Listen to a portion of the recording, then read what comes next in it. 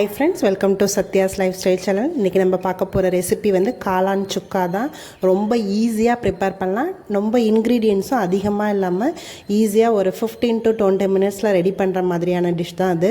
இது வந்து சைட் டிஷ்ஷாவும் நம்ம வச்சு சாப்பிடலாம். இல்ல ஈவினிங் ஸ்நாக்ஸா பண்ணி இத வந்து டயட்ல இருக்கறவங்க வெறுசா கூட சாப்பிடலாம். டேஸ்ட் நல்லா இருக்கும். இது எப்படி பண்ணலாம்ன்றதை பார்க்கலாம். இந்த சுக்கா பொடி அரைக்கிறதுக்கு ஒரு 1.5 ஸ்பூன் போல மல்லி விதை சேர்த்துக்கிறேன். 1 டீஸ்பூன் அளவுக்கு சீரகம் சேர்த்துக்கிறேன். சோம்பு 1 டீஸ்பூன் அளவு சேர்த்துக்கிறேன். பட்டை இந்த அளவுக்கு சேர்த்துக்கிறேன். 1/2 டீஸ்பூன் அளவுக்கு மிளகு சேர்த்துக்கிறேன். இதை நல்லா ட்ரை ரோஸ்ட் பண்ணி நம்ம எடுத்துக்கலாம். இது நல்லா கலர் மாறிடுச்சு. நல்லா வறுத்தோன்னா வாசமும் வந்துடுச்சு. இப்போ நம்ம தனியாக எடுத்து வச்சிடலாம். இந்த காளான் சுக்கா பண்ணுறதுக்கு நான் வந்து கடாயில் கொஞ்சமாக ஆயில் எடுத்திருக்கேன். நல்லா ஒரு 2 குழிக்கரண்டி போல் ஆயில் எடுத்திருக்கேன். தாளிக்கிறதுக்கு சோம்பு சேர்த்துக்கிறேன். சோம்பு நல்லா எண்ணெயில் பொரிஞ்சிடுச்சு. இப்போ வந்து ஆனியன் வந்து சின்ன சின்ன பீஸாக கட் பண்ணி நான் ஒரு நல்லா பெருசாக ஒரு வெங்காயம் எடுத்து வச்சுருக்கேன். அதை ஆட் பண்ணிக்கிறேன். இந்த வெங்காயம் நல்லா பொன்னிறமாக வதங்கணும். அது வரைக்கும் நம்ம இதை வதக்கி எடுத்துக்கலாம். ஒரு கொத்து போல் கருவேப்பிலையும் சேர்த்து நான் வதக்கிக்கிறேன்.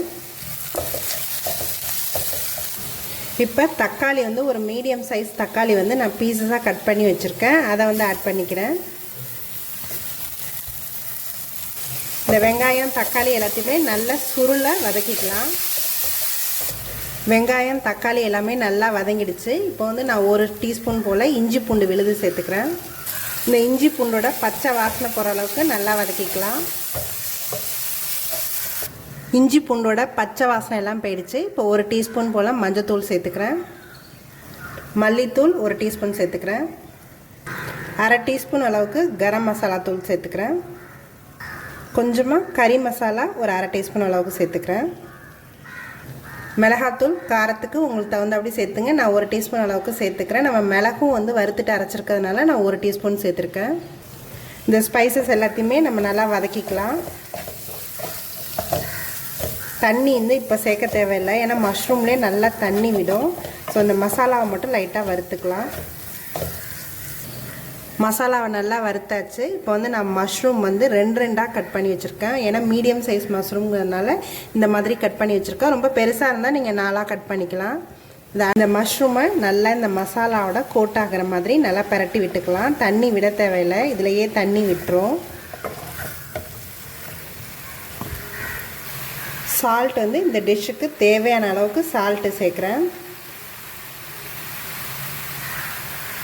இது நல்லா மசாலாவோட நல்லா பரட்டி விட்டாச்சு. நான் ஒரு 5 மினிட்ஸ் போல் க்ளோஸ் பண்ணி வச்சிடுறேன். 5 மினிட்ஸ் ஆயிடுச்சு. இப்போ பார்த்தீங்கன்னாலே தெரியும் நல்லா தண்ணி விட்டுருக்கோம். இன்னொரு 5 மினிட்ஸ் இந்த தண்ணியெல்லாம் நல்லா வற்றட்டும். இந்த தண்ணியெல்லாம் நல்லா வற்ற ஆரம்பிச்சிருச்சு. இப்போ வந்து நம்ம அந்த அரைச்சி வச்சுருந்த பொடியை நல்லா ஒரு 1/2 டீஸ்பூன் அளவுக்கு சேர்த்துக்கலாம். இந்த பொடியை சேர்த்து நல்லா கிளறலாம். கிளறும் போதே நல்லா கலரும் மாற ஆரம்பிச்சிடும். வாசமும் நல்லா வர ஆரம்பிச்சிடும். நல்லா ஈரப்பதம்லாம் போயிடுச்சு. நல்லா சுக்கா பதத்துக்கு இது ரெடி ஆகிடுச்சு. நல்லா ஒரு கிளறி விட்டுக்கலாம். நல்லா ஈரப்பதம்லாம் போய் நல்லா சுக்கா பதத்துக்கு இது ரெடி ஆகிடுச்சு. நல்லா ஒரு கிளறி விட்டு நம்ம ஆஃப் பண்ணிடலாம். லாஸ்ட்டாக கொத்தமல்லி தழை தூவிக்கலாம். அதையும் சேர்த்து நல்லா நம்ம வதக்கி விட்டுக்கலாம். இப்போ இது ரெடி ஆகிடுச்சு. இந்த காளான் சுக்கா ரெடி ஆகிடுச்சு. இது வந்து நல்லா வெரைட்டி ரைஸ், ரச சாதம், தயிர் சாதம், சாம்பார் சாதம் இது எல்லாத்தோடையுமே டேஸ்ட் நல்லாயிருக்கும்.